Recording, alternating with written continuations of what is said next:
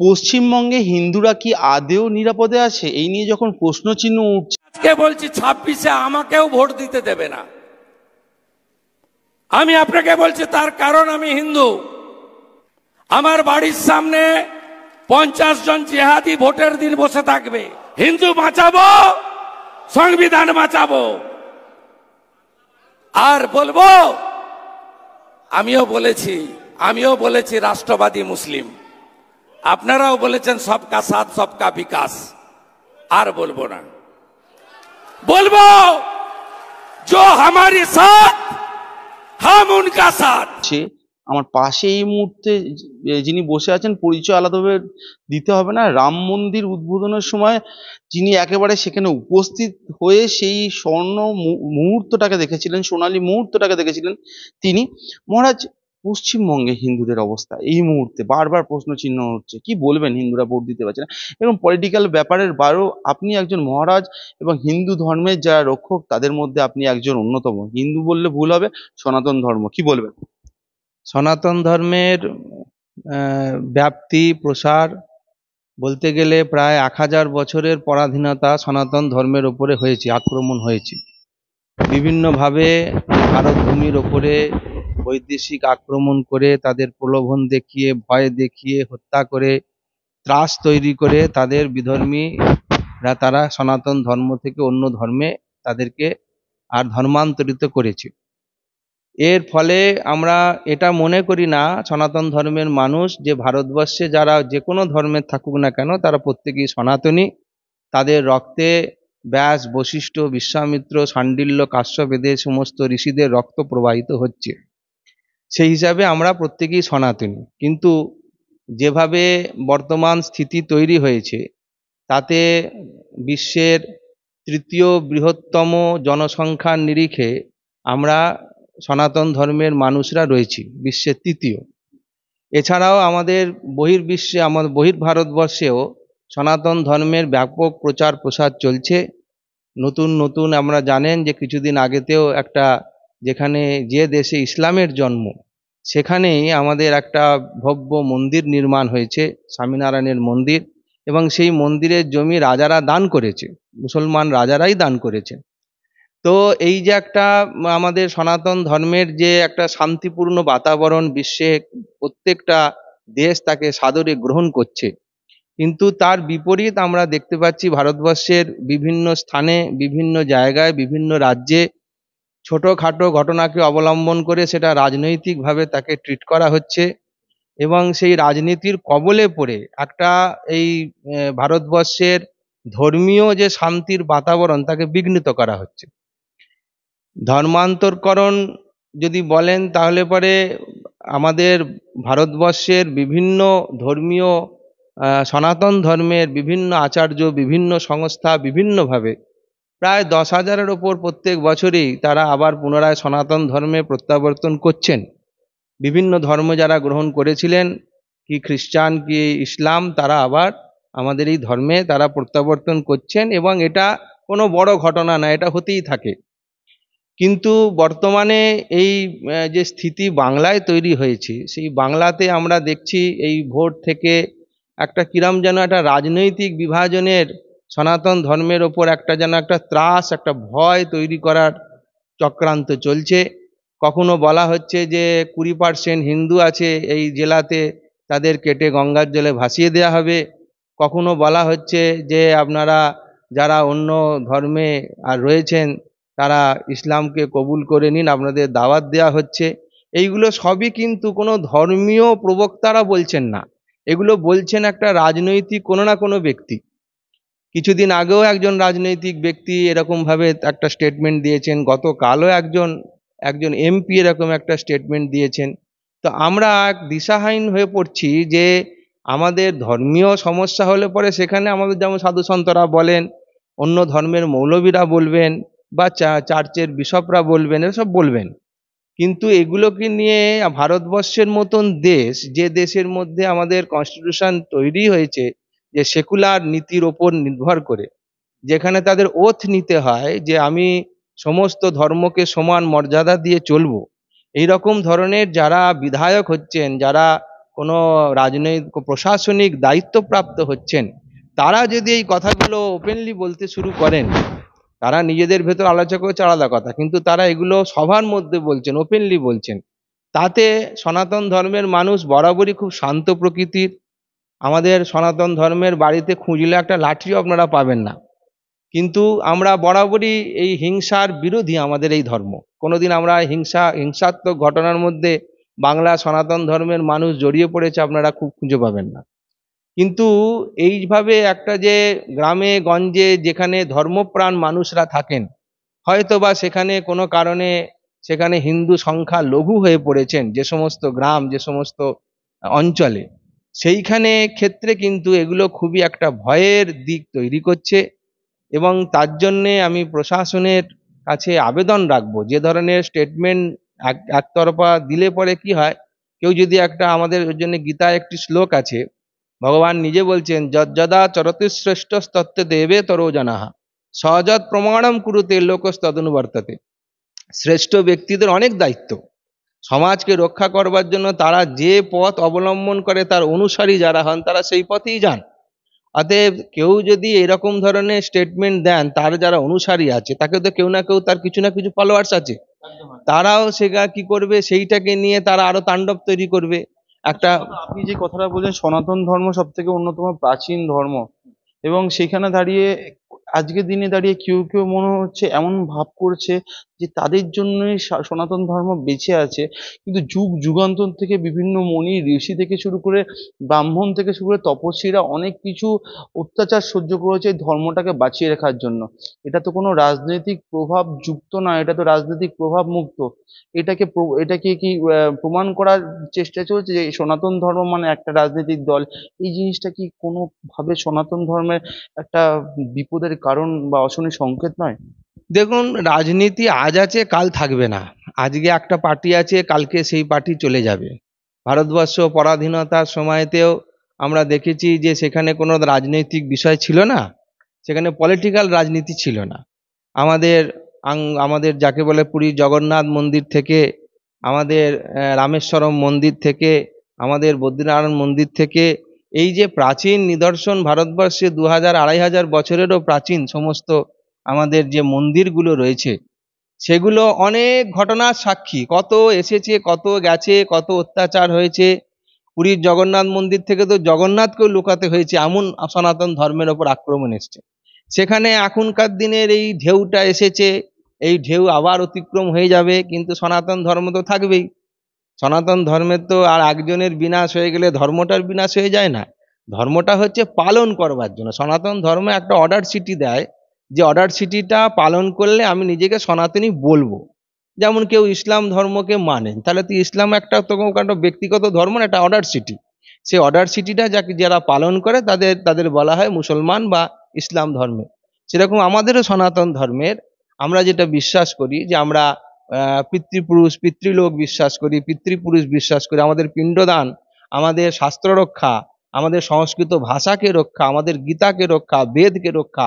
একটা সময় এমনও সময় এসেছিল যখন এই গ্রন্থগুলোকে নালন্দার মতন বিশ্ববিদ্যালয়কে পুড়িয়ে দেওয়া হয়েছিল, তারপরেও তো আমাদের বেঁচে থাকার কথা ছিল না। একদম, আপনি যে কথাটা বলছেন আপনার কথার সূত্র ধরেই একটা কথা বলছি। আমরা মুঘল আমল দেখেছি এবং বিভিন্ন আমল দেখেছি যেখানে কিন্তু ব্রাহ্মণ থেকে শুরু করে আপনাদের মতো যারা ঋষি ছিলেন মুনি ছিলেন তাদের টিকতে দেওয়া হয়নি। তারা সেই টাইমটা ক্রস করে আজকের দিনে দাঁড়িয়ে ভারতবর্ষে যেখানে রাম মন্দির উদ্বোধন হচ্ছে, পশ্চিমবঙ্গে কিছুদিন পরে দীঘাতে মন্দির উদ্বোধন হবে, রথের দীঘাতে জগন্নাথ মন্দির উদ্বোধন হবে। মাহেশে দীর্ঘদিনের ঐতিহাসিক মন্দির আছে যেখানে বিভিন্ন রথ টানা হয় দীর্ঘদিন ধরে। 628 বছরের মাহেশের মন্দির। তারকেশ্বরে জল ঢালার জন্য কয়েক লক্ষাধিক পুণ্যার্থী যায় এবং ইস্কনের মন্দির আজকে বিশ্বব্যাপী মানে সমাদৃত। সেখানে দাঁড়িয়ে এই রকম বিভিন্ন প্রশ্ন, এটা কি সনাতনীদের একটা আতঙ্ক তৈরি করে দিচ্ছে না, বা সনাতনীদের মধ্যে নিজের অস্তিত্ব নিয়ে একটা প্রশ্ন চিহ্ন তুলছে না?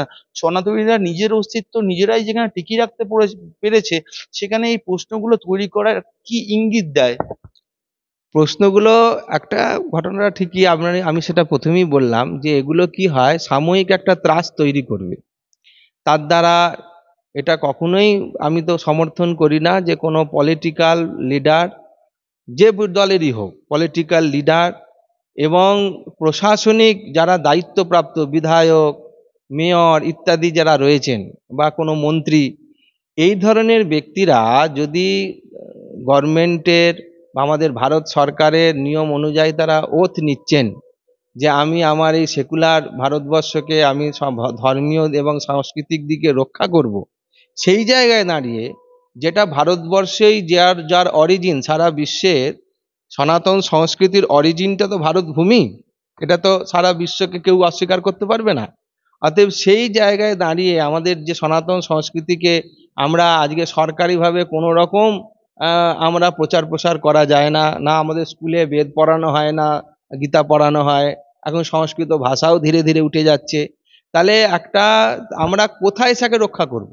আমরা এই ব্রাহ্মণ বা আমাদের এই সনাতন ধর্মের মানুষ বা আশ্রম মঠ মন্দির, এই রামকৃষ্ণ মিশন, ইস্কন, তারপর আমাদের যাকে বলে ভারত সেবাশ্রম সংঘ, বড় ছোট নানা প্রতিষ্ঠান, তারা আমাদের এই ঘটনাগুলোকে নিয়ে তারা তো রক্ষা করে চলেছেন, দীর্ঘদিন ধরে রক্ষা করেছেন এবং আগামী দিনও, হ্যাঁ, তারা রক্ষা করছেন এবং আগামী দিনেও একে বিনষ্ট করা যাবে না, আগামী দিনেও রক্ষা হবে।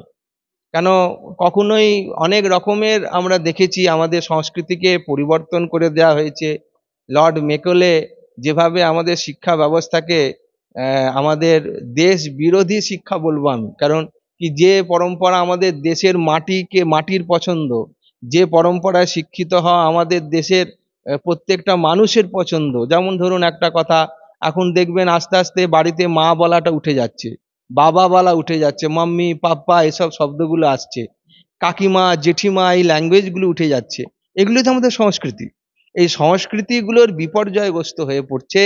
সেই জন্যে একটা শিক্ষা ব্যবস্থা যেরকম আমাদের একটা চলছে, যেখানে আমাদের ছেলে মেয়েদের পোশাক আশাকের অনেক পরিবর্তন ঘটেছে, আমাদের বাড়ির মেয়েদের স্কুলে যাওয়া হচ্ছে একটা কনভেন্টে পড়তে গেলে এখানে ছোট একটা জামা পরতেই হবে, ছোট একটা স্কার্ট পরতেই হবে, নাহলে কনভেন্টে পড়া যাবে না। কিন্তু এটা আমরা যেটা পড়েছি, আমি সংস্কৃত নিয়ে অনার্স নিয়ে পড়া, কামশাস্ত্রটা যদি না পড়া হয় জীবনটা অপূর্ণ হয়। এই কামশাস্ত্র অর্থাৎ সেক্স এডুকেশন, এটা কি খুব ছোটবেলা থেকে আসা প্রয়োজন?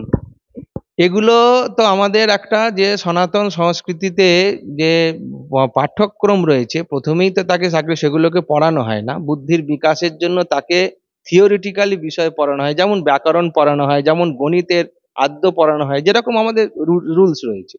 একটা বয়সকালে এসে যখন সেটার প্রয়োজন হয়, তখন তাকে সে বিষয়ে শিক্ষিত করার প্রয়োজন আছে।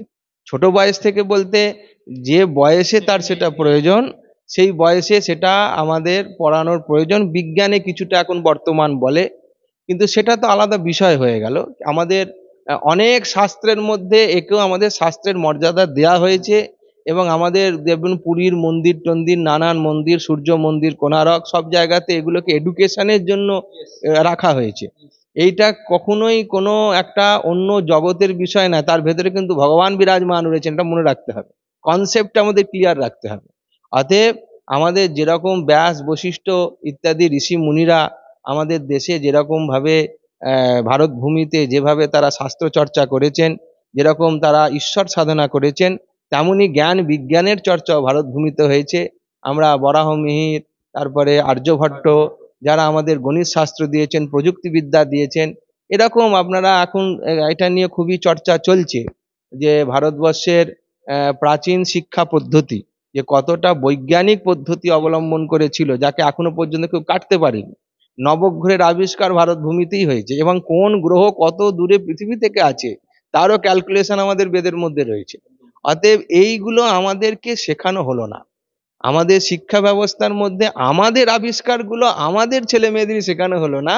এই কারণে আমি কথাটা বললাম, এগুলো একটু সত্য উদ্ঘাটন হওয়া প্রয়োজন এবং তা না হলে পরে দেশপ্রেম মানুষের মধ্যে জাগ্রত হবে না। আপনি যে কথাটা প্রথমে বলছিলেন সেটা নিয়ে শেষ করছি একদম শেষ প্রশ্ন।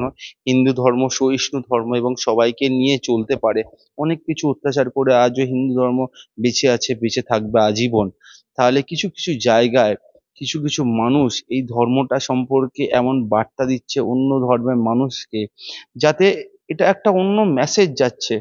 হ্যাঁ, হিন্দু ধর্ম যে শান্তির ধর্ম এবং তা আগাগোড়া যে বিভিন্ন অত্যাচার বিভিন্ন সময় বিভিন্ন ধর্মান্তরিত করা হয়েছে হিন্দুদেরকে, এরকম বিভিন্ন ইতিহাসে আমরা পড়েছি। তারপরেও আজ আছে, থাকবে। আপনি যেটা বললেন, সেই বার্তাটা যদি কিছু ভাবে দেওয়া যায়।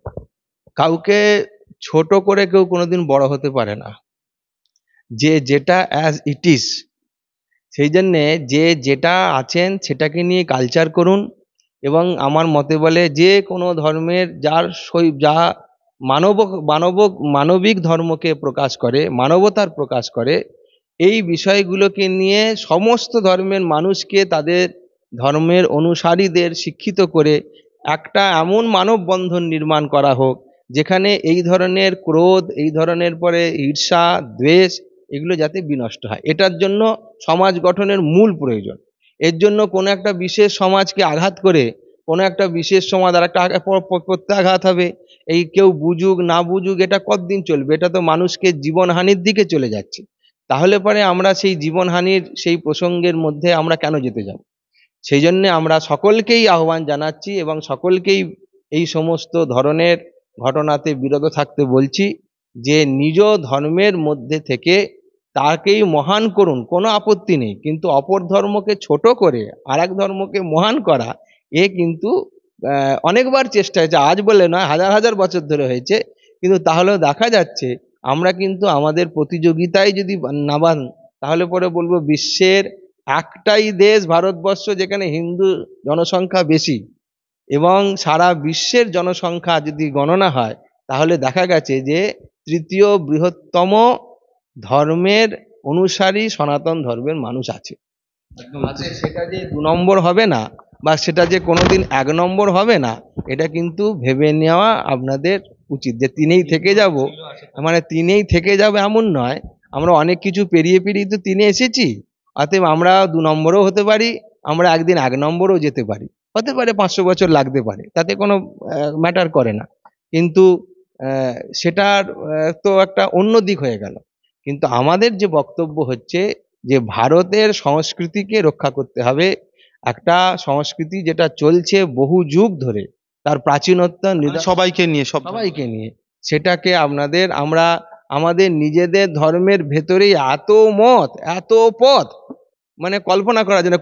অনেকে না জেনে, শাস্ত্র, বেদ, গীতা এগুলো না জেনে পথ। আপনি কুম্ভ মেলায় গিয়ে দেখবেন, হেলাবাদে কুম্ভ মেলায় যাবেন, সামনের বছরই মেলা আসছে জানুয়ারি মাসে, আপনারা গিয়ে দেখবেন এত ধর্মীয় পোশাক, এত ধর্মীয় গুরু, এত ধর্মীয় পথ মত, কিন্তু সবাই কিন্তু একটা জায়গায় কুম্ভ মেলায় বলে দেওয়া হলে এইটাই অমৃতযোগ স্নান হবে, দেখবেন সবাই লাইন দিয়ে দিয়ে কোটি কোটি মানুষ সেখানে স্নান করতে যাচ্ছে। তাহলে বৈচিত্র্যের মধ্যে ঐক্য একমাত্র সনাতন ধর্মই দেখাতে পেরেছে, এবং সেটা চৌধুরী গোল্ডেন ডায়মন্ড, উত্তরপাড়া, হুগলি। সব উৎসবে, সব পার্বণে সবার মনে সবার প্রাণে Chowdhury gold and diamond, Uttarpara থানার বিপরীতে দেখাতে পারবে। সেই জন্যে এই বার্তায় সারা বিশ্বে যাক যে বৈচিত্র্যের মধ্যে ঐক্য সনাতন ধর্মের মানুষের একটা সহজাত রক্তের বিষয়। এগুলোকে আমরা যাতে বেশি করে প্রচার করি এবং বেশি করে এগুলোকে অবলম্বন করি, এর দিকে আমার দেখার। বৈচিত্র্যের মধ্যে ঐক্য থাকবে, নিজের ধর্ম অবশ্যই ধর্মের জায়গায় থাকবে, তবে অন্য ধর্মকে ছোট করে নয়। সঙ্গে থাকুন, দেখতে থাকুন। নমস্কার। মা শারদা হাসপাতাল হুগলি জেলার অন্যতম সেরা হাসপাতাল। এখানে সুলভে ডায়ালিসিস, এক্সরে, প্যাথোলজি, সমস্ত রকম রক্ত পরীক্ষা, ইউএসজি, সিটি স্ক্যান করা হয়। এছাড়াও এখানে শিশু বিভাগ থেকে শুরু করে মহিলা এবং সমস্ত রোগীদের বিশেষজ্ঞ চিকিৎসক দিয়ে চিকিৎসা করানো হয়। এখানে মেজর এবং মাইনর ওটি করা হয়। আজই এই সমস্ত সুবিধা পেতে যোগাযোগ করুন 03326745678 এই নাম্বারে।